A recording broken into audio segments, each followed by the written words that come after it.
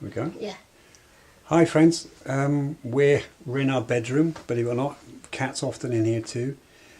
We're having the conversation, sex, the conversation that we're not having. Anaiya brought up a very, very important question this morning in the kitchen, and a big salute from me to her bravery for bringing it up. What she actually said was, our lovemaking is boring. And it's been a continual subject for us. We really connected in every level. We're a great match, but in the sexual connection, it's been very sporadic. The whole 2 years we've been together. In practice, how it shows itself is like 2 days we have most amazing, beautiful, connective, as I experience it, sex, lovemaking together, and then there's a gap of anywhere between a week and a month where we kind of dance around not having any, probably both lying there wondering where it's gone, until we have a conversation again. What's happened this time? And then we try and figure out, is it me that's not initiating enough? Is it Anaiya that's not turned on or interested anymore? Has it got anything to do with menopause or not? What's going on? What are the factors?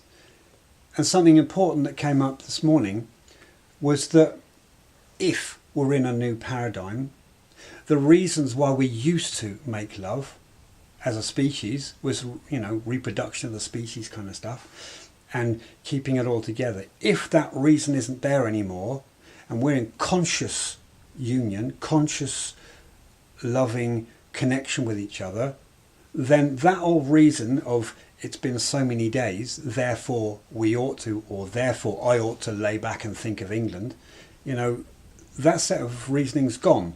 So why do we make love? Should we make love? Is it relevant? Do I have to? What's going on? Where have we ended up as a couple? And we feel this is the kind of conversation every couple that have been together any length of time needs to be having on a regular basis, because things do change.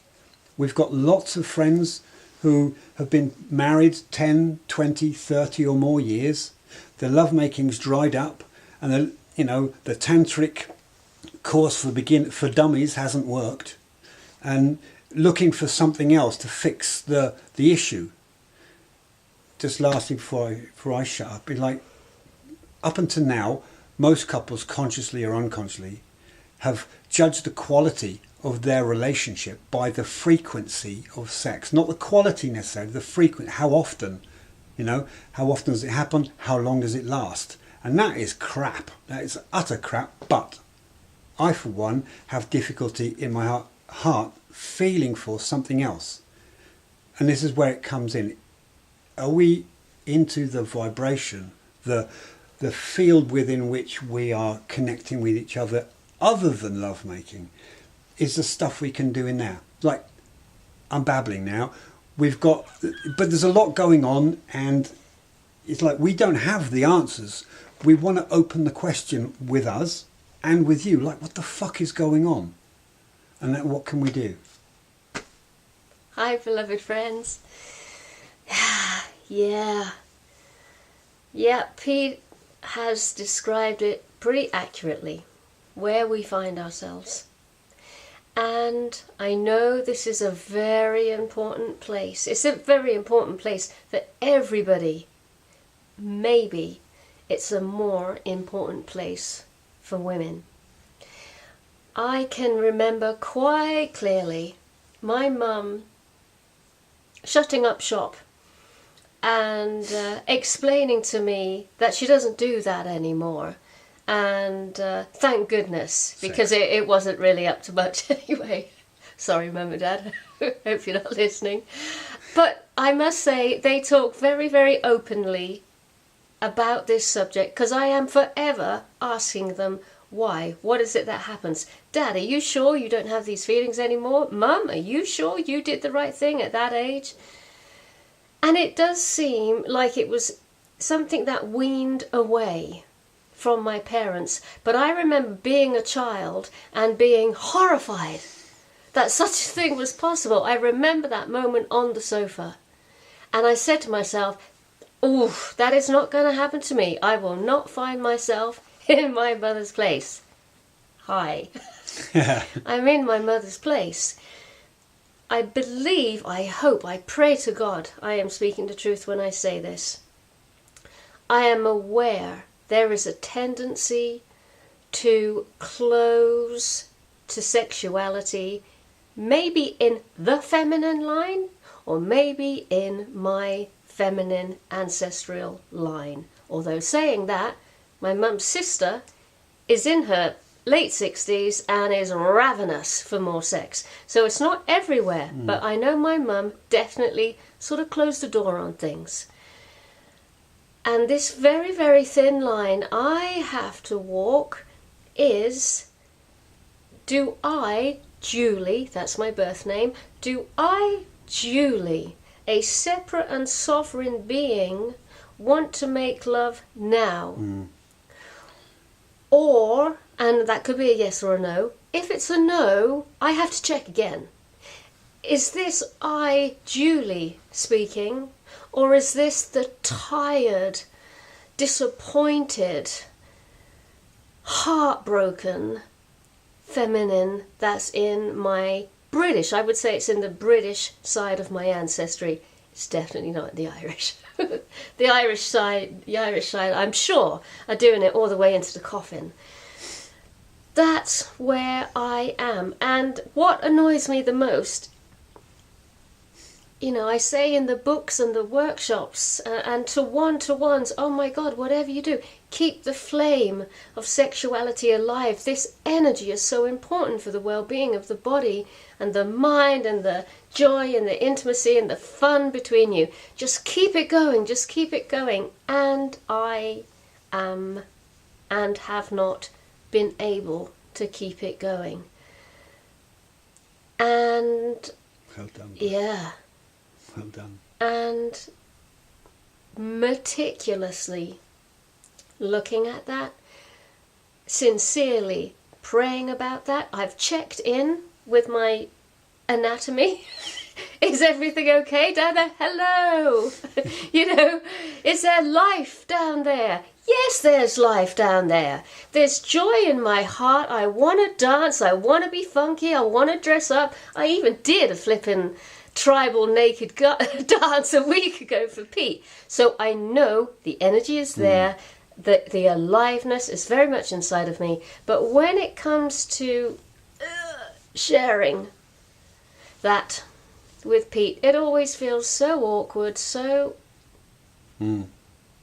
ingenuine, disingenuine, and it's just not real. So I'm pausing, but making sure that pause is not an ancestral tendency. So that's where I am. Yeah. And despite the happy face and the joy and the laughter, it's very sad, very sad, very sad, and total leap of faith, you know, navigating in the dark. You haven't got a clue which way you're going, but oh, hang on, that kind of feels right. So, beloved friends, the reason we did this video was to A, confess, and B, put that conversation out there in case any of you beloveds are struggling with this issue. And Pete is exactly right. What's the reason to make love? Really? Why? Why are we doing it? Energy. Yes, I agree. Energy. Because it's pleasurable. Yes, I agree. Maybe there's something else, Alan, and deep inside we know that, and the frustration is we haven't actually been able to contact that in the body yet. Just want to, my burning passion's one thing that's missing apparently. Well, it is. But other than that, I want to reach out to other guys in that, you know, this is a really threatening conversation that we especially don't want to have, because it's kind of it's really rocking the boat about how we see ourselves and how we relate to the world, but especially to our loved ones. It's we've swallowed this, that the frequency of sex is some kind of test of the relationship's quality, but also it's saying if it's not enough according to some norm, then I am not enough, I am not good enough, there's something wrong with me. And that's based on a very shaky ground. Well, we don't have to make love to make children anymore, that's not the point. So for guys as well, is it true, like Julie's asking herself, who is asking the questions, for us men, it's the same thing. Who is it that's saying we haven't had sex for so many days, it's time we ought to have, and putting, a sort of pressure upon the partner to make her feel guilty or whatever else is going on. Is it really true? Last thing I want to say, between us, our worlds are forever deepening.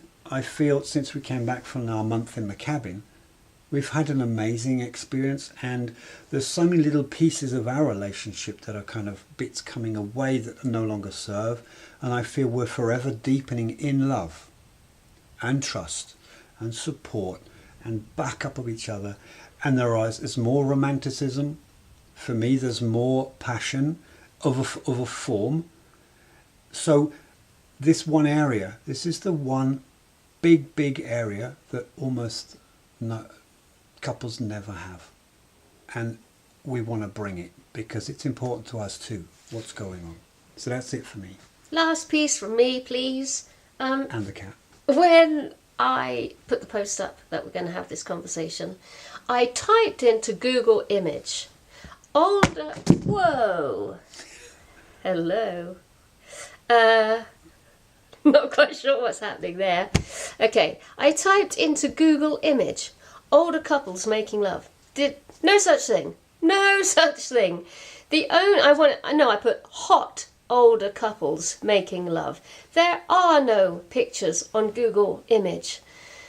And that made me realise, yes, we're going back to that stereotype again, that apparently it's only the young ones that have this fabulous sex life, and by the time you get to your 40s it diminishes and, well, eventually dies.